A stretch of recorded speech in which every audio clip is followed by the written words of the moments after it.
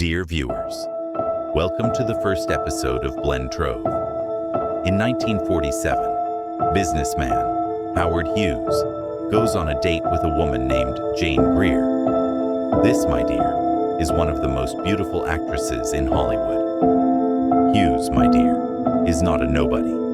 He is one of the most famous American figures, a businessman, owner of an airline company, and also a film producer. This man's personality, my dear, will be famous for his genius and strangeness. A film will be made about his life story called Aviator by the famous director Scorsese. He is an important person with many achievements. My dear, all these fields, this man is truly a genius. What's so strange about what you're saying? Let me, my dear, get back to the date. Hughes will be sitting on this romantic date, and he gets up to excuse himself to go to the bathroom. The first minute passes, the second minute, 5 minutes, 10 minutes, half an hour and a quarter, an hour and a half. We stayed sitting, my dear, for an hour and a half, until the man came back again. And when Jane asked him, "What took you so long?" Howard Hughes, my dear, tells that the matter began with some ketchup that fell on his pants. He went to the bathroom, took them off and washed the stain. After washing them, he waited for them to dry, and then he put them back on. All of this to say that he didn't take time. The problem happened while he wanted to go out, because while he was going out, he couldn't open the door. The bathroom. Why, dear? Was it suspended? No, dear. He literally couldn't touch the ball. The man has a germ obsession that made him afraid that when he touched the bathroom ball, that people are in different positions before they touch it. So he had to wait for someone to come and open the bathroom door for him. Of course, dear, I don't need to tell you that she never went out with him again. The phobia, the germs I'm telling you about, would make the life of someone like Hughes a disturbed and sad life, to the point that near the end of his life in 1976, he would lock himself in the hotel room he lived in a semi-sterile environment. Even the window was blocked, so that even sunlight wouldn't enter the room, sunlight that he considered a source of germs. The servants, in order to feed him, they had to sterilize their hands with pathological precision. The rumors at the time were that Hughes was an addict, crazy, or had syphilis, or was demented. But the truth is that the actions of Hughes that I am talking about were most likely the result of another disease entirely, a disease that had no cure at the time. We would later learn that this disease would have a cure 10 years after Hughes's death. The disease, dear, is known as OCD. Yes, I have this damn disease. The disease, if you were to analyze it verbally, the disease consists of two problems. If you were to look at its name, obsessive, it is here, there, obsession, or mania. If you were to contemplate this disease, you will find that there are two problems. The first idea is obsession. It means the control of a certain idea in an urgent, repeated, and non-stop manner. Like, for example, the loss of things. I keep everything so that it does not get lost or go away from me. Or the obsession with symmetry. It takes 500 hours to adjust. In the painting. Insistence. This idea creates the second part of the disease, which is compulsion, forcing the patient to do a certain act to relieve this anxiety, so that when he does this, the obsession stops. So you find, for example, that these people might wash their hands 200 times. The numbers reach this, my dear. Or he stands adjusting a painting on the wall for 2 hours. In his book, Brain Lock, Jeffrey Schwartz defines OCD as the brain here, simply getting stuck on a certain idea, unable to get over it. And if you don't find a solution for this idea, something horrible will happen if you don't do these compulsive behaviors. There is something strange in what you are saying. How does the brain get stuck? Is it a device? The truth is, your entire brain is a system that relies on nerves and their circuits, and OCD is a neurological disease. So it's not an outburst? Not necessarily. The most likely reason for it, simply, is that there is a malfunction in the neural circuit between what is called the orbitofrontal cortex, or the orbitofrontal cortex, and another part called the basal ganglia. The part of the orbitofrontal cortex is very active when it sees something disturbing. It sends a message to the basal ganglia. The basal ganglia does something to reduce this anxiety. After, my dear, the basal ganglia is done, it goes to the orbitofrontal cortex and tells it, "We're done. Now the tea is for me and the guys."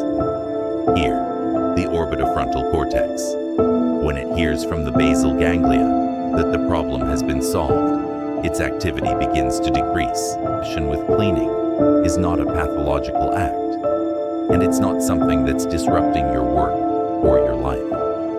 But you are proud that you are clean in a chaotic and messy world. Here, my dear, you are not suffering from a nervous disorder or OCD, but a disorder in your entire personality, meaning what is known as a personality disorder. In this case, obsessive-compulsive disorder is not a disease that you are trying to treat. Aren't you convinced that you are sick? You are convinced that the world is chaos, and you are here to organize this chaos. At that time, my dear, you are welcome. In the most common case among OCD patients, OCPD disease, one of the people who are said to have this OCPD is Steve Jobs. One day, my dear, he will send a surprise message to someone named Vic Gundotra. He was one of the senior managers at Google, and he will tell him, "Really, there is a disaster." Of course, Vic was terrified as soon as he heard this. He expected that there would be a disaster that would threaten the partnership between Apple and Google, he told you, so that they remove Google Maps from the iPhone. After this tension, he will be surprised that this serious problem is that the Google icon on the iPhone, the second O in it, Google, the shade of yellow in it, is not right. It needs to be adjusted. This, my dear, is the one who put the logo of a cut apple in the first place. Vic tells this story and says that it inspired him, how he can be a person interested in details so that he can later produce a product of good quality. According to a BBC report entitled, "One of the most important reasons that iPhone customers, or Apple customers, are happy with its products is Apple's interest in details. In details. Why, man? Am I a groomer?" The truth, my dear, the task was not simple at all. The team sat for hours, exhausted themselves, and disassembled the device to solve something that was not necessary. Jobs' preoccupation with details, it would reach his interest in the accuracy of punctuation marks in the company's documents. Well, dear, it's not normal. Apple is the project of his life. To the point, my dear, that he might not furnish his house because he can't find furniture that matches his very high standards. In a study titled, "The Dark Side of Steve Jobs," it poses an imaginary question. Let's imagine that Jobs was subjected to the formal assessment process. What is this? This is an assessment that, my dear, Fortune 500 companies do before they appoint any CEO. According to the study, it is expected that Jobs, with his personality that we know, will go to this assessment dressed in shabby clothes and with arrogance, accusing those who are examining him of being fools and that the company is shit. This, my dear, is because Jobs hates authority and despises the idea of someone examining him in something that he thinks he is better than the person he is examining. According to the study, Jobs' unbearable psychological traits will hide his advantages and will be a gateway to his expulsion. There are many studies, my dear, that will consider Jobs' success to be explained by him being a mentally ill man. This, my dear, is the opinion of someone like Tam Nguyen in a study entitled Understanding Steve Jobs, which is based on the biography of Steve Jobs, published by Walter Isaacson in The Life of Steve Jobs, and with the approval of Steve Jobs. Jobs' personality is explained by Tam with two disorders. The first, narcissistic personality disorder. The second, obsessive-compulsive personality disorder, OCPD. The letter P here is very intentional. We are facing a disorder that affects the entire personality. This is unlike OCD, which is classified as an anxiety disorder. The OCD patient sees the obsessions as a distortion. The OCD patient sees the obsessions as spoiling his vision of the world. The OCPD patient, if we were to summarize him in one sentence, he would be a person who always tries to impose his obsessions, as he sees them, on the world. Oh dear, I feel that you are harsh on the man. Why don't you let him get sick? Won't he come up with great products, like the iPhone and Apple CarPlay? The truth, my dear, is that he didn't invent Apple CarPlay, but he is a great personality. And if you want to be like this great character, actually, statistics tell you that it is possible. Your chances are good. According to sources, OCPD is not a rare disease. It is a disorder that affects 2 to 8% of people. That means, sometimes, it can reach 1 in 12 people. And you find that men suffer from it more than women. Oh my God, dear. So women are not the ones who are possessed and possessed, are we? Oh my God, dear. I see my father wakes me up every Friday. Let's go fix the shower. Every Friday we fix the shower. By God, dear, your episodes are important because they make me sympathize with the mentally ill. My father turned out to be obsessive, not a slanderer. This condition is seen noticeably in the most successful people, such as CEOs, senior politicians, and the best athletes in the world. And this disorder could be the reason for their success, because an OCPD patient is someone who cannot live without a project. And when he gets a project idea, he will not believe in it, or sit and procrastinate like you, but will turn into a machine, just like Jobs lived like this all his life. According to the Diagnostic Manual of Mental Disorders, the 5th DSM, the patient will be obsessed with the details of his goal and will drown in rules, regulations, and order. License, I will give it to you. But no, he said, you're getting nothing. You won't take a penny from me. These actions will make you feel that you are in front of an abnormally stingy person. While these are clear symptoms of OCPD, in which the patient has difficulty getting rid of things after using them, even if they have no emotional value to him. And he is stingy, not only with others, but also with himself, because he sees that money is something we should preserve. Maybe there will be a problem in the future. Maybe, my dear, in all the stories about the genius of Steve Jobs, no one talks about this aspect much. In our current culture, my dear, there is a reward for people who have obsessive-compulsive behavior, according to Gary Trosclair. In his book, Healthy Compulsive, one of the things that makes it difficult for people with OCPD to get treatment is that it is one of the most undertreated mental disorders in history. Imagine, my dear, you are a manager, and someone like this comes to you. He reviews everything, does everything, and makes sure of everything. He is a follower, focused and corrector, and does not spend money on trivial things. You will say, "What? This is excellent. He's not sick. We are the ones who are sick. Don't get treated." The person in this community who has OCPD, he is rewarded with promotions, social status, and money. How can you convince a worker to get promotions and have money? He makes products and succeeds, but he is sick and he needs to be treated? How will you ensure that after you treat him, he will still enjoy the same benefits? The truth, my dear, is that the OCPD spectrum. There are people for whom the situation is very difficult. They strive for perfection. When they do not reach it, they become depressed. And sometimes this makes them fail in their projects. And there are people who have a very, very high attention to details.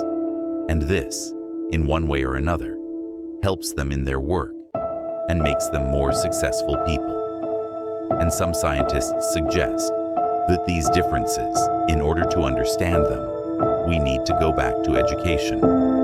Maybe, my dear, the first reason for OCPD, it is a reason that is not in your will. You did not decide that you would care about the details, but no, for a reason that goes back to your family, and sometimes also to genes. And this is according to many studies. We find, for example, in some studies on twins, in Sweden in particular. God, why Sweden? This is because they have a national registry for twins that makes it easy for us to study. So it makes it easy for us as scientists to study them, especially when we see twins who were separated from each other at a young age and were thus raised in different environments. Here, the effect, if it still exists, is genetics, not environment. These traits were found to be certain traits such as ambition and feeling a strong drive or pressure to work hard and achieve. These are mostly inherited traits, and this was confirmed by a study by Nancy Peterson in 1989, who said that between 27% and 78% of compulsive behaviors are inherited behaviors. We also see that this is not one gene, it is many genes, different genes, and not all of them express themselves to the same degree, meaning you may have genes that cause OCPD, but these genes are not expressed. They do not express themselves. Understand? Epigenetics. Or we can also see that these genes mutate and change. Oh my God, that's it, dear. Everyone has their own genes. I won't be able to become a Steve Jobs. I don't get anything from his genes except hereditary baldness. My dear, the genes in OCPD are not necessarily a final verdict of unhappiness.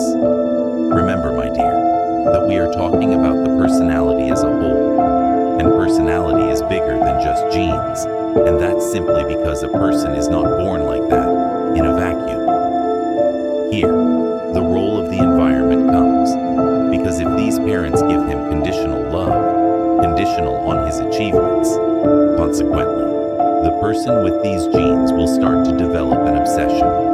I need to keep performing in order to be loved. Not only that, my dear, according to a study entitled Perceptions of Parental Bonding, even having authoritarian parents does not necessarily lead to OCPD if their relationship with the child is strong enough. If we look at Steve Jobs, for example, we will find that his relationship with his original parents was bad. The father and mother abandoned him and put him up for adoption. As a child, he was placed there against his will. The first message, my dear, came to him from the world, and from the most important people in the world, is that he is not wanted, and that he is superfluous, and that he must be gotten rid of. This might be the reason that turned him into the way he is, as if all the successes, mastery, and attention to detail are an attempt to obtain love. I will control the world. I will control the imagination of the world with my successes, my achievements, and my mastery. The environment is not only the father and mother, peers, friends, relatives, and acquaintances, who can also, through their bullying, lead these people to this. Of course, my dear, it is very important for me to tell you that not all people with these genes who are placed in a difficult environment, and there are difficult parents, and in a society that may bully them, will turn into this. Some, for example, may develop a dependent personality that always tries to please people, so they remain nice. They do not know how to say no. They do not know how to put barriers between themselves and people, because they are the ones who must be subject to their satisfaction. But you can develop the opposite personality, meaning not everyone will follow the same path, as long as they have these genes and were raised with these parents. Do you understand what I mean? I will tell you, my dear, a strange piece of information after I told you about all of this. OCPD, compared to other personality disorders, is the most treatable disorder with or without medication. In fact, beautiful traits such as persistence and the desire for perfection, if employed in a therapeutic course, make them go away faster. That is, if they feel that they are not perfect and that they need to work on themselves to become more perfect or closer to perfection, they will be treated better. They are also good patients if they listen to what is said and know that there is a disease. But the real problem with OCPD is that it turns into a part of the patient. This is his only way to compensate for an old deficiency. Psychiatrist George Weinberg says that compulsive traits persist because the patient himself continues to reinforce them. For example, if you try to improve your value in your own eyes through your achievements.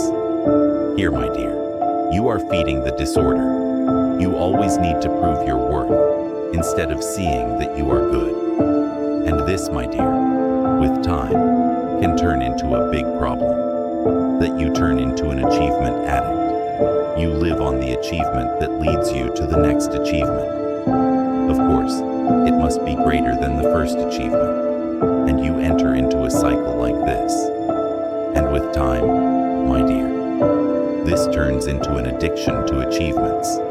You make an achievement, then you come to make another achievement, and you find that you do not feel anything. So you need to make a bigger achievement than it. And with time, you keep making achievements, each one greater than the other. So you turn into an addict in order to live normally. Normally. Basic. You need to keep making achievements, not to be happy. You will find yourself with the achievements, not happy. But your anxiety decreases. But, so you turn, in one way or another, into an addict, like someone who drinks coffee. Every time he drinks coffee, he no longer reaches the level of concentration he used to reach in the beginning. So in order to be a normal, ordinary person, he needs to drink coffee. That's the same person.